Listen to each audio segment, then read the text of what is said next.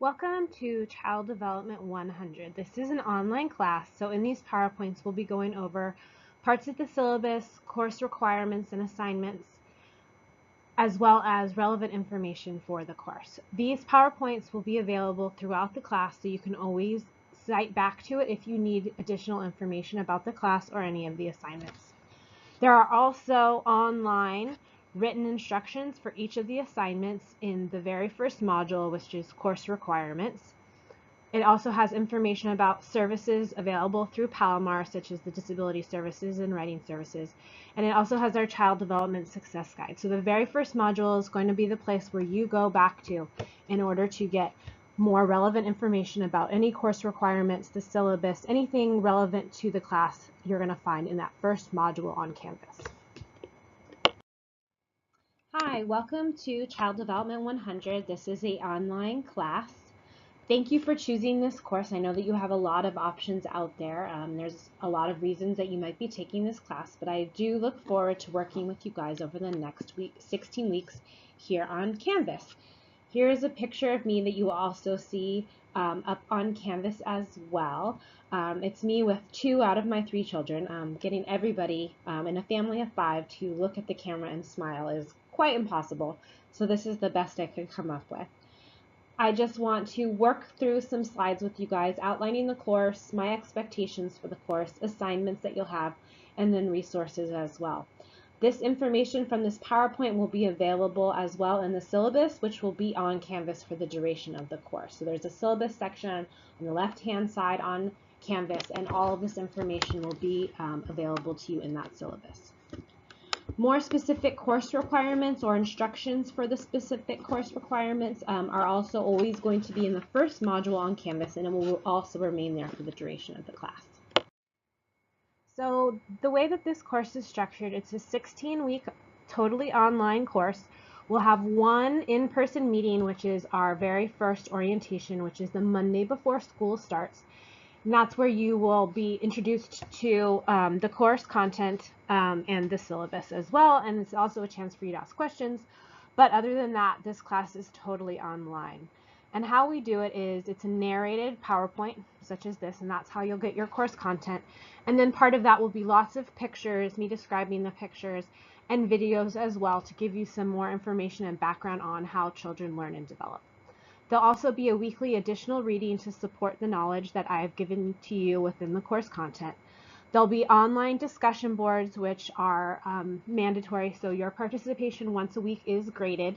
So that is going to contribute to an overall grade at the end of the course, the 16 weeks. So you'll have a bunch of discussion boards that you need to participate in each week.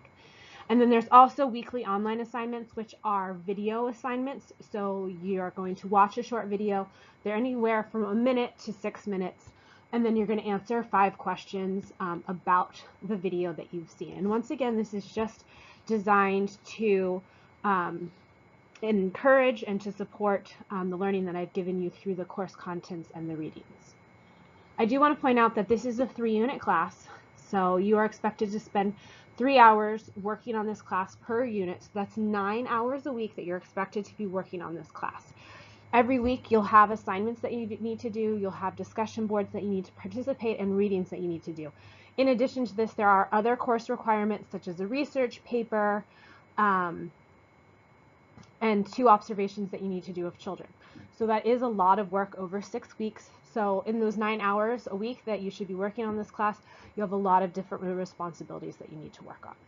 So the additional course requirements for this are to observe a child and then to do a research paper. There'll be an opportunity to turn in a rough draft, and then there'll also be the research paper that's done at the end of the year, at the end of the course. So let's say you have a question or a concern, or you just need to speak with me. The best way to contact me as an instructor is by email. So I have a jcrossway@advancedgoik email. I will email you twice a week from my email, letting you know about things that are happening, assignments that are coming due, and maybe some course content as well. So expect an email from me twice a week. As well, there on Canvas, on the left-hand toolbar, there is a messaging section, so you can always shoot me a message as well. It actually goes straight to my email, so that's where I will be responding to you from. I check my email daily, Monday through Friday. I teach 2 other classes, and I also have another part-time job, but I make it a priority to check my email Monday through Friday, and you'll always have a response back within 24 hours, typically much sooner as well. I am going to check my email sporadically on Sunday. That's when our assignments are due, but I will not be up till midnight waiting for assignments to come through and checking my email. So if you know that you're having some technological difficulties reaching out to Palomar's information services desk, they can help with email questions or any kind of IT questions. And then our academic technology, who can help with apps and Canvas and stuff like that, will be the best resource for you if you know that you're having some technological difficulties. Into talking about the research paper, the biggest thing is that I want you to email me with your choice of topic, and the due date for that will be on Canvas as well, and I will remind you in one of the announcement emails. The reason that I want everyone to individually email me with their choice of topic is kind of to approve it, but more really to give you focus and direction for your paper. A lot of times students will pick ideas that are too big or too small, and in the space that we have to explore, which is really only 2 to 3 pages of actual writing, you need to have a lot of focus and direction on your paper. So I want you to pick something that's relevant to you. So this is a very fast class. Once again, it's only 8 weeks. So in the first week to 2, as you're listening to me lecture or you're doing some reading, what jumps out to you individually as interesting? Then you're going to want to kind of understand something about that, and then I will help you. So if you want to know more about social and emotional development or epigenetics or physical development, if by emailing with me I can help you and give you direction and ways that you can make arguments or anything like that. I think topics that you might want to explore, if you want to work with young children, you want to be a preschool teacher, an infant toddler teacher, a theorist. So we'll go more into our theorists, but it's Jean Piaget and Erik Erikson. Those would be the people that you'd want to explore, and once again, we'll talk more about it. A philosophy of education. So if you want to be a general education field, like you want to be a preschool teacher, you want to be an elementary or middle school teacher, or you're just looking into maybe specific school types for your own kids, like eventually they'll go to school or they'll be in preschool, a philosophy of education like Montessori, Waldorf, Reggio Emilia, anything like that. If you are a parent yourself or are soon to be a parent or want to be a parent and you'd like to know some effective and positive ways to discipline, so guidance techniques for toddlers or teenagers, that would be a great topic as well. Or if you're going into business, marketing, sales, you really want to be able to reach out to your clients or the people that you're working with. And so you need to know how people learn. How do they take in information? How will they best understand you? And that would be Howard Gardner. And he has these multiple ways to learn, multiple intelligences. So if you're a salesperson, finance, business, marketing, anything like this, this would be an area of interest to you because we all learn in different ways. And knowing how people really learn can help you. So that's some general ideas about possible interest areas that you might have already and areas of focus that you might want to start exploring. You will have to explore on your own and then come up with an idea.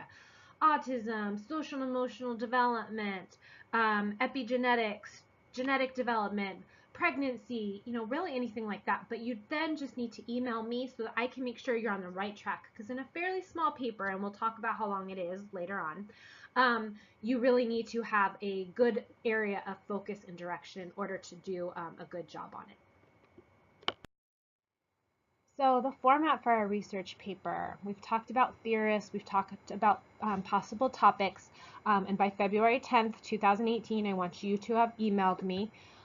If you have a topic already on the first day of class, please email it to me. It doesn't all need to come in on February 10th. Just by that date, I want to have touched base with all of you in order to help you gain focus and direction on your paper. But while we're talking about this, please have looked at page 54 in our Child Development Success Guide. So our abbreviations for child development in this department are CHDV, Child Development. So we have the Success Guide, and on page 54, they're going to give you a lot of information about formatting papers, which can be really helpful.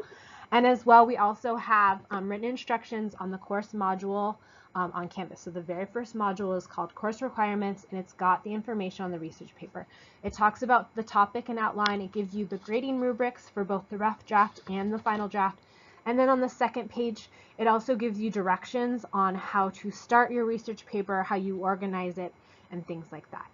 So the very first thing is that you're using our APA standards. So that includes a title page, an abstract, a running head, page number, stuff like that. And then in the body of the paper, you're going to have an introduction, which describes your topic, the question you're investigating, or posing an argument or a different point of view. Then you're going to have a research section, or the body of the paper, which is the research section. This is really the core of your paper, where you talk about the research and the evidence that you have to support your argument, the topic, or the question that you've posed. So you're really finding a scholarly book or a journal, something that's been peer-reviewed, something that's coming from a relevant and credible source, and you're citing that to support the argument or the topic that you've picked. Then the very last part is the conclusion, or your opinion. This takes all the information that you've learned about through the research section, and it's going to glean and talk about the opinions and the ideas that you went over in your research section and what conclusions you've drawn. So you're kind of injecting yourself into this part with what you learned, what you didn't learn, did you find it relevant, things like that. Then we want to make sure that you're using your APA format. So example references are cited. So I've shown an example from Laurel Anderson, Dr. Laurel Anderson. She's one of the instructors here at Palomar, and she wrote a book. So I've given you an example of how we would write the references for that. So write a rough draft. It's worth 10 points. That's going to give you some feedback from me about your topic, your argument, and also if your research is coming from a credible source or not. So that feedback is going to help you with your final report, which is worth 30 points. So you don't have to do a rough draft, but by doing it, you are going to get some help from me in order to make your final report better and to the best of your ability. So when I'm grading the research paper, both the rough draft and the final draft, please see the written instructions which is in the course requirements module, the first module on Canvas. So this is 2 pages. If you read this while I'm talking about it right now, or you get a chance to before you get started, it's going to be really important for you to see how I grade it and what my rubric is, so that you know what you should include. So first of all, this includes how you format the paper. So that's the title page, the abstract, and then like a running head, page number, stuff like that. So that's really important that you include all of that, because grading can be taken down for that. And that's a really easy thing to do. So once you know APA, or if you're learning it right now, taking a few minutes to see how to format your research papers gives you extra easy points when I'm grading this.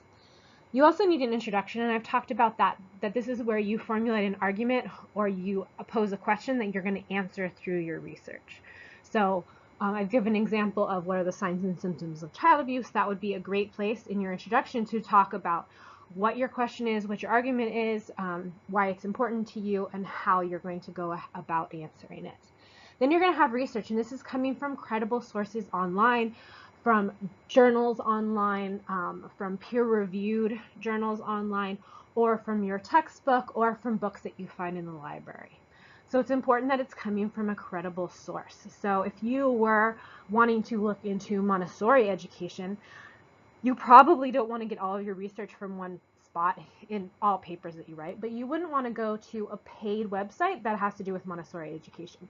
So if you're looking at the Association for Montessori Teachers, that's kind of a place where people pay dues, and they're not going to be as credible because they firmly believe in Montessori education. They're not going to be as objective about it. And it might also be a place where people have to pay for information or pay to be in membership, so that's going to be like less of an ideal spot for you. So making sure that the research that you are finding online is credible. Having a .edu or a .org is really going to show you that it comes from an educational source or from an organizational source. And then as well, at the very end, you're going to have a conclusion where you talk about the argument or the question that you've posed at the very beginning. You're going to try to answer it to the best of your ability, and you're also going to put your opinion in. So if you've talked about Lev Vygotsky and his theory of scaffolding in the classroom, then you might want to talk about experiences that you've had when, if you think it's possible to recreate that in a classroom. Why is it important for your work with children? Something like that, where you're giving what you learned through your research paper. Then another place to get easy points in your research paper grading is to follow APA standards. So I have in a slide all of the resources that you can use in addition to the Palomar services that you have that you can take part of. So this is a place where I will dock you if you are not up to APA standards, either in how it's formatted or how you do in-text citations or your reference page. If it is plagiarized, it will be returned to you immediately, and I have to go through the official channels when anything is plagiarized. So just be aware that plagiarism is very serious on campus, and it does have to go through the official channels if it does come back as plagiarized. And what I mean by it comes back is we have a plagiarism check, so anytime you submit anything on Canvas as far as your research paper or your observations, it's going to show me any place online that it has been replicated already. So I get an official score, so it could say 78%, 30%, something like that, and that kind of gives me an indication of what percentage of it might have been replicated somewhere else online, and then I can check and it will give me more information. So if you took an entire segment from Lev Vygotsky's work on scaffolding again, but you didn't give him proper credit, it's going to show that to me as soon as it gets turned in on Canvas. So there's really no way that you can get away with plagiarism. So, you know, please don't get yourself in trouble, because like I said, it does have to go through the official channels. It'll go through an integrity team and stuff like that. So just please don't engage in plagiarism, and by using somebody else's work, by not citing it, and then also by not using the correct APA standards when you're talking about in-text citations or your reference page. If you have any questions about that, please see me, or we also have a writing center and a tutoring center that can give you more information about that as well. So your research paper needs to be an APA, and if it's not, then that will result in some points docked, and it very specifically says in the grading how many points we deduct if it isn't up to APA standards. So I will just return the paper to you and go through the official channels if I feel that it has been plagiarized. But if APA standards are not followed, I will either return it to you or I can dock 5 points for that. APA can be difficult if you're used to MLA or you haven't written research papers as part of your college direction yet, then this might feel a little bit difficult to you. I would really say that the Palomar Writing Center and the tutorial services that we have, you pay for these. When you enroll and you pay the student services fee when you enroll, that gives you access to this. So you've already paid for it, so you might as well use it if you're struggling. When I was in math at MiraCosta, I really struggled with it. And it took me a while to get up the courage to go to the math lab, but once I did, they were so invaluable in helping me and really helping me pass math so that I could go ahead and transfer to a university. So perhaps math is really easy for you, but maybe writing and these types of classes are not. So I would say that going to our writing center, the tutorial services, are going to be really helpful for you. They know how to write papers and they know how to use APA. So resources, if you can't or don't want to go online, don't want to go to our services in person here at Palomar, there's the OWL site, OWL at Purdue, and this is fantastic. All of my students have given me great feedback about this.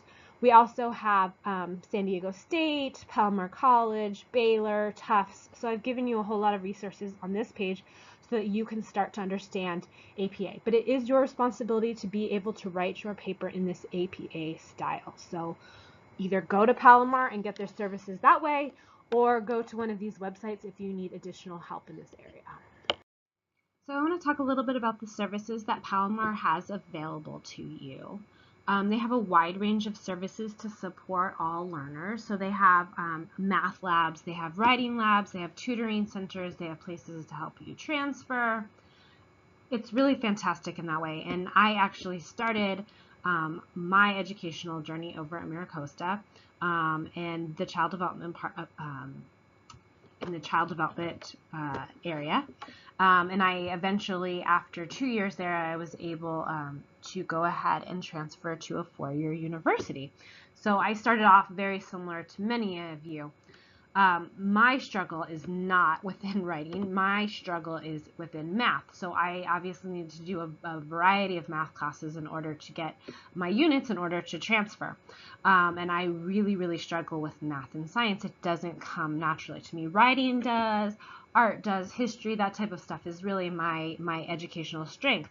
But math and science is not. So I actually used their math labs quite a bit. And it was a real struggle at first.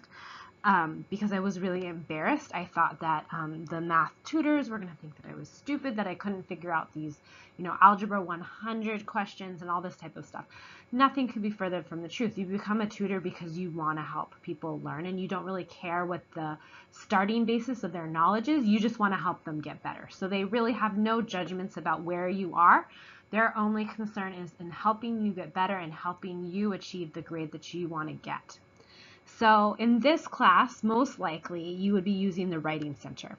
So we have a Writing Center, and tutors are available one-on-one, typically by appointment, and that's going to be better, but there are some walk-in basis as time allows. So on this PowerPoint screen, I have all the contact information. So if you feel already in the first class that you're feeling a little bit anxious about this research paper that I've been talking about, or you know that you need to work on your writing centers, please go ahead and use these tutors and use the services. That's what it's for. You've already paid for it. You've paid the Palomar admission cost, so now you might as well use their free services in order to get a better grade and to learn something while you're here. So we are in an online child development class. So I'm going to give you as much information about how children learn in an online format as I can. And that includes videos and pictures and my own kind of discussion and experience with children. But at the end of the day, this is all very theoretical. So we really want you to get out into the community and to observe a child or interview a teen. So there are 4 choices. So in the course requirements module on Canvas, there's written instructions for a child observation interview.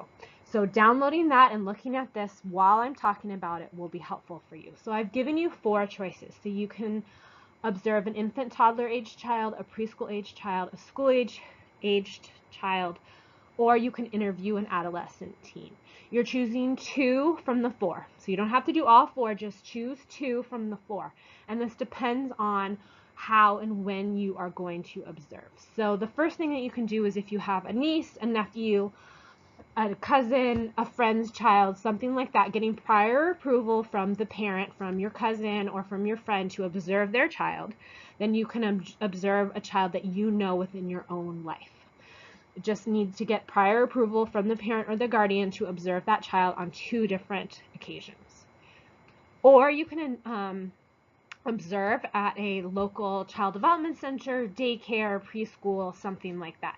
So if you're going to go into our community and want to observe at a school, then you can call the child development center or school and get prior approval to go to their child development center or daycare and observe.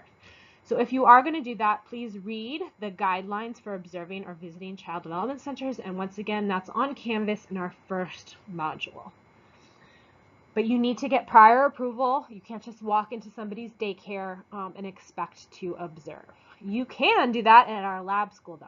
So you don't need to have prior approval in order to go to Palomar's Community College lab school, but you need to have a Palomar student ID. So when you enroll in Palomar for $12, you can get a student ID card, and this gets you free tickets or discounted tickets to the movies and a whole lot of other things that you can take advantage of.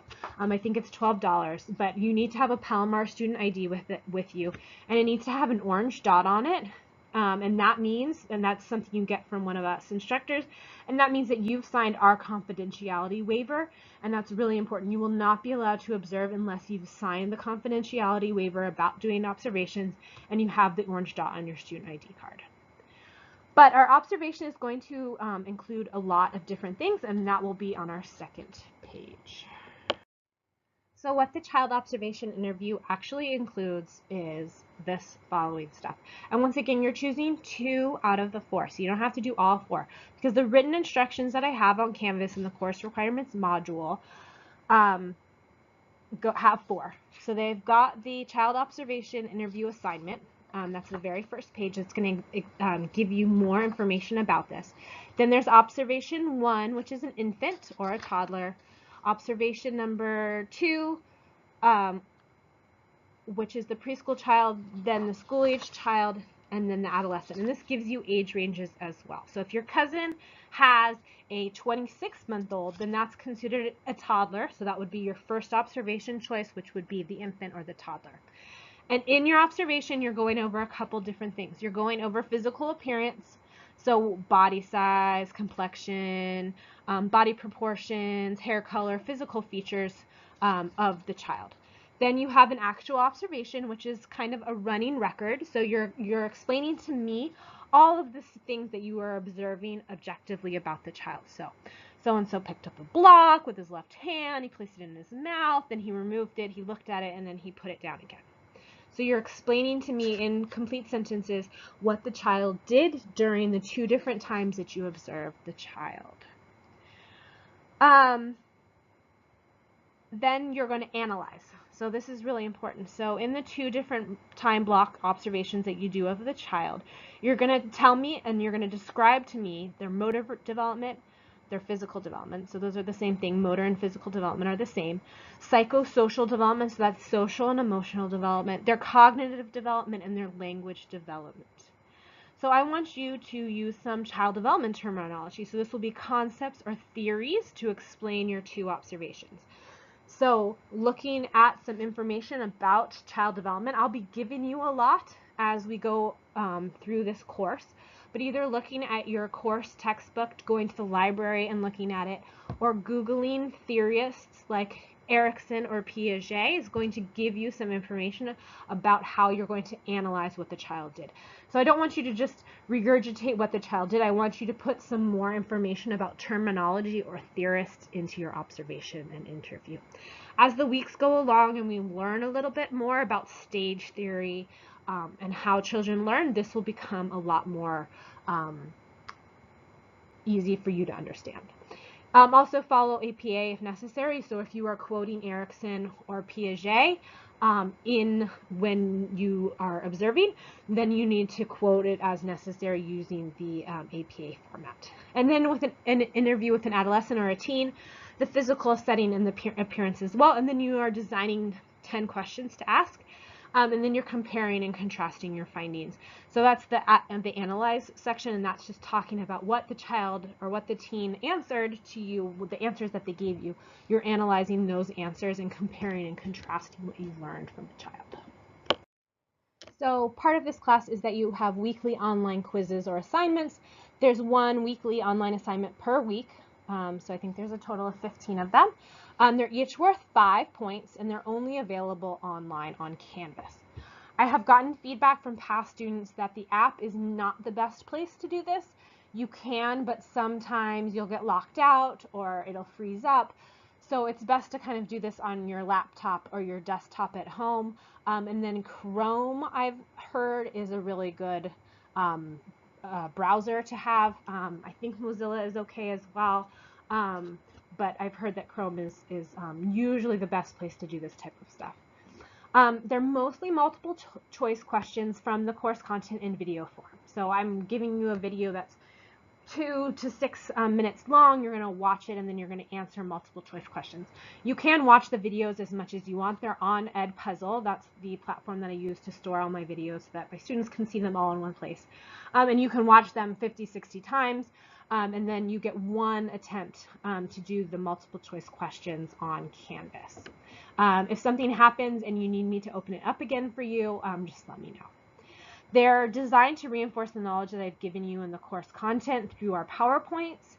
And you don't have a time limit. So you can spend 30, 50 minutes working on it, but you're not going to have multiple attempts. If you are having problems, though, try a different browser, though. So we have a discussion board, and this will be a weekly discussion board that I will post online on Canvas, and it will be worth 5 points a week. So you must respond to me or a fellow student once a week in order to get those 5 points. I do try to keep it as engaging as possible. For example, this week you're just going to be introducing yourself to the class. Next week we'll be talking about genetics and heredity and conception and things like that, and so we will be posting pictures. I try to keep it as visual as possible, so you're going to be posting a picture of yourself and a genetic trait that you have, or a celebrity. If you don't feel comfortable talking about yourself, then you could post a celebrity who might have a certain genetic trait that you have noticed. So I try to keep them as fun and as engaging as possible while also supporting the course content that I'm giving you online. But it's really important that you respond to myself. You either respond to my question, or you respond with a comment, or you respond with a question of your own. And that's once again, once a week, and it's worth 5 points every week. So late turn-ins. Most likely many of you will not need to turn anything in. In the off chance that you do, I would like to talk about my policies for turning things in late. So every week you have a weekly assignment. It's a video that you watch, and then you answer a very short quiz or assignment about it, and that's worth 5 points. Then in the discussion boards as well, you have to post weekly to myself as the instructor or to one of your fellow students once a week. Only once a week in order to get another 5 points. If you do not do this by Sunday at 11:59 p.m., then I will not accept it. So you will lose 5 points for the weekly assignment or 5 points for the discussion board, depending on which ones you don't turn in. So it's not going to break you if you miss it 1 week, 2 weeks, but anything over the 2 or 3 mark period will start to negatively affect your grade. So please be careful, and please turn in your weekly assignments and your discussion boards. Know that they are always due on Sunday night. I can accept them late if you give me prior advance notice. So if you let me know that something is coming up, or you let me know that you were deathly sick and you were in the hospital, something like that, if you're letting me know before Sunday night, then I can make arrangements with you via email.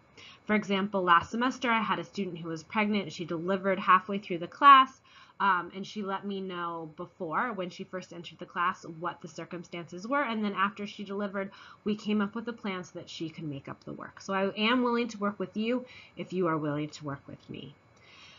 As far as a late turn-in for your 2 observations, and then for your research paper rough draft and your research paper final draft, anything that you turn in late will be an automatic 50% deduction in points. So you're automatically not going to pass it. You should probably turn it in to make up those points, because that can help you later on in the semester.